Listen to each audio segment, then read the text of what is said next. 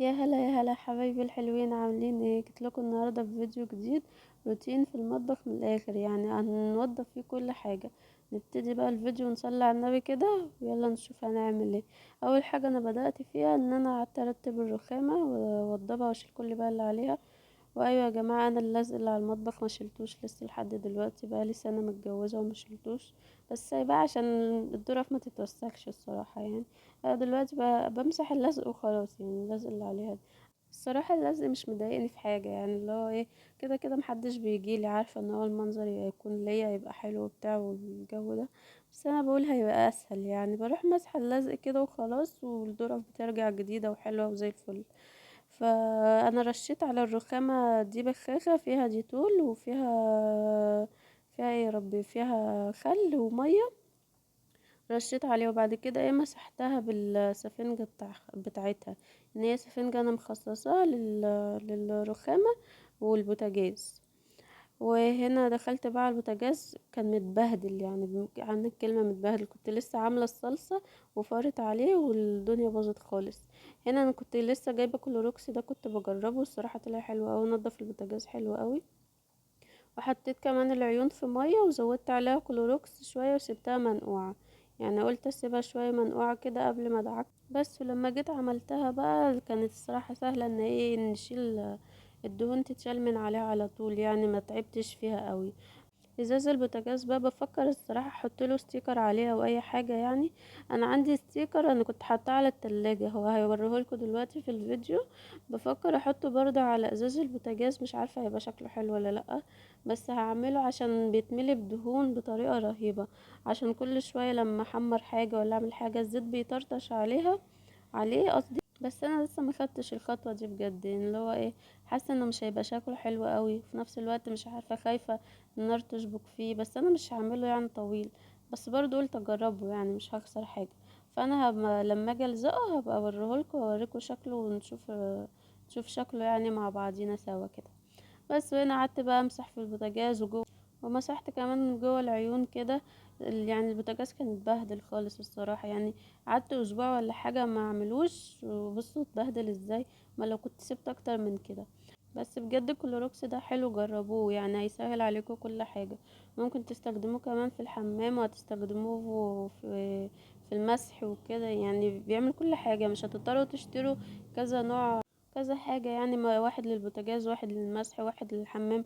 لا هو شامل كل حاجة، بص خلى البوتاجاز يلمع ازاي وينور. يعني بجد حاجة تحفة فوق الوصف. احلى من باور، انا باور جبته وخلى شكل البوتاجاز وحش والعيون بقت بهتانة. يعني غير لون العيون وخلاها كأنها مصدية كده، عارفين؟ مش اكنه لسه بوتاجاز جديد مكملش السنة، لا، اكنه خلاص اتغسل واتعمل وعليه اكل وحاجات بقاله 100 سنة.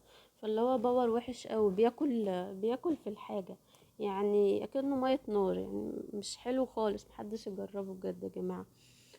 بس لازم تلبسوا اي حاجة في ايديكم عشان جلدكم ما يحرقكوش او ايديكم ما تحرقكوش بعد ما تخلصوه. يعني باور برضو حامي قوي، لازم تلبسوا جوانتي في ايديكم. وكلوروكس برضو لان كلوروكس برضو في الاول وفي الاخر منظف وفيه مادة كاوية. فحتى لو ما كانش بيجير الحاجة زي باور، بس هو برضو حامي على الجلد. ولازم تاخدوا بالكم وانتوا بتستخدموه. وتبعدوا نفسكم شوية عشان ما تشموش، عشان هو بيحرق الصدر جامد. فيا اما تلبسوا كمامة يا اما تلبسوا حاجة على وشكم، عشان ما تشموهوش، يعني عشان ما يحرقكوش صدركم. بس ايه رأيكم في تلميع البوتاجاز؟ قمر. في حد يعرف يعمله كده؟ ده انا الله عليا مفيش زيي. بص بقى، ولمعتهولكوا كمان بالفوطة وبالمناديل وظبطوا اخر التظابيط. هجيب بقى العيون بعد ما غسلتها، انا دعكتها بالسلكة كده تحت المية وشطفتها.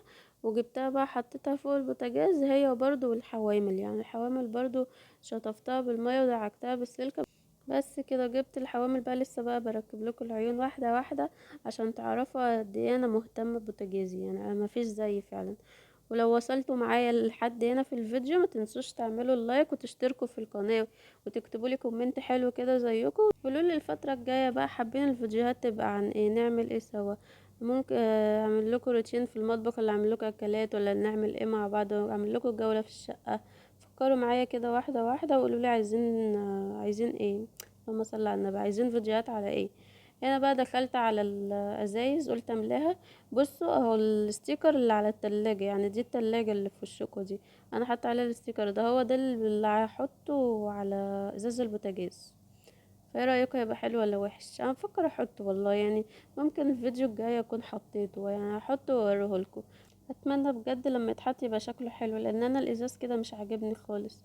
حاسه ان هو بيلم حاجات كتير قوي ودهون وحاجات بالعبط يعني بجد.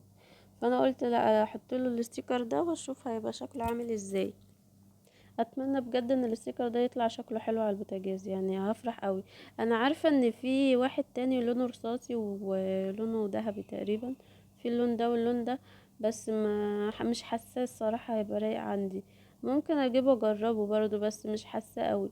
بس اجرب ده الاول وبعدين ابقى اشوفه. وانا بقى دخلت على المواعين، يعني خلصوا، ما كانوا شويه صغننين يعني مش كتير. هما كانوا مواعين الفطار يعني الصبح، يعني فنجان القهوه والطبان اللي فطرنا فيها وكده. هبقى ابتدي اعمل معاكم قهوه بعد كده، وهنعمل نسكافيه واوريكم انا بعمله ازاي، ونفطر مع بعض سوا واوريكم فطاري، واعمل لكم الروتين اليومي بتاعي. يعني نشوف اول ما نصحى كده نعمل ايه، وننشط بعضينا كده، ونبتدي واحده واحده، نظبط الشقه كلها ونخليها فله. يعني مش هفيش حاجة هتقف قصادنا ولا ضدنا، كله هيتعمل وكله هيخلص على طول، واحدة واحدة على طول. بس ايه رأيكم في اختراع؟ عارفين اللي هي البتاع اللي بيحطوا فيها الاسبونشة فوق الحنفية عشان تنزل المية وكده؟ فانا الصراحة ما عنديش وقت ان انا انزل، او مكسلة ان انا انزل الصراحة ان انا اشتريها وكده. فرحت قطعت نص ازازة المية، بس هتلاقيها معلقاها فوق الحوض اهي. دي بعلق فيها الاسبونشة وبتتصفى وبتخليهاش تعمل ريحة، وبجد تحفة يعني. كل شوية كده، كل فين وفين بنزلوها اغسلوها، او كل يوم، يعني كل يوم اخر اليوم كده وانتوا بتوضبوا كل حاجة وبتقفلوا، يعني بتفنشوا الحوض، نزلوا اغسلوها وهتبقى فلة معاكم. يعني جربوها بدل ما تنزلوا تشتروا وتكلفوا نفسكم وبتاع. تجيبوا انا عارفه انها مش غاليه، بس اللي مكسل زي حالاتي يعني ممكن يعمل الاختراع ده ويجربها، مش هتخسروا حاجه.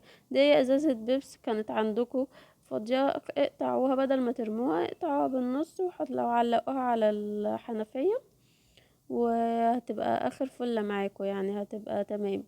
هنا انا الاول حاجة بشطف المواعين، وبعد كده بغسلها بالصابون، وبعد كده في الاخر بقى ايه بشطفهم كلهم ورا بعض. ما بحبش اعمل اغسل حاجة بعد كده اشطفها، بعد كده اخد حاجة تانية واغسلها. لا، بحسها الصراحة الوقت بيطول.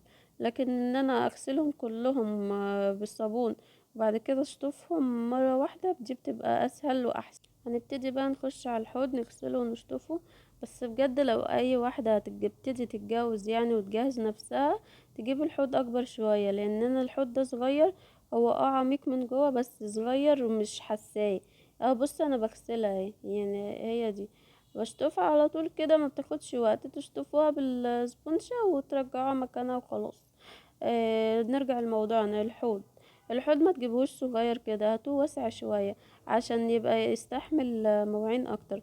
انا عندي الرخامة واسعة بس الحوض صغير، يعني انا اللي مساعدني ان الرخامة واسعة من جنبه، يعني ما بتقضي حاجات كتير يعني، بخلص واحط وانشف وبتاع، فده اللي مساعدني شوية. لكن لو كان عندي اختيار تاني كنت جبت الحوض واسع شوية.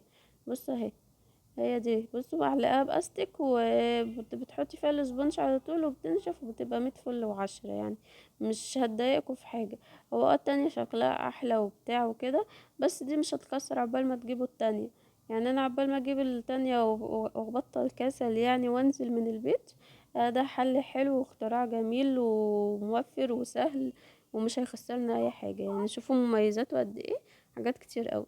بس كده، بعد كده بقى بنشف الحوض بالفوطة، عشان الرخامة بتتملي مية بطريقة مش طبيعية. والتلاجة كمان بمسحها من ظهرها كده من على الستيكر. انا اللي خلاني احط الستيكر ده على التلاجة ان الحوض جنبها على طول، يعني عشان بتتبل، فخفت عليه صد الصراحة، او يحصل له حاجة، فرحت جايبة الستيكر ده وحطيته عليه. بس وده شكل المطبخ بعد ما فنشته. بوريكم الانوار بتاعتي، ايه رأيكم في حلاوته وجماله؟ انا مفيش زيي الصراحة. اتمنى بقى الفيديو يعجبكم، ما تنسوش اللايك والاشتراك في القناة.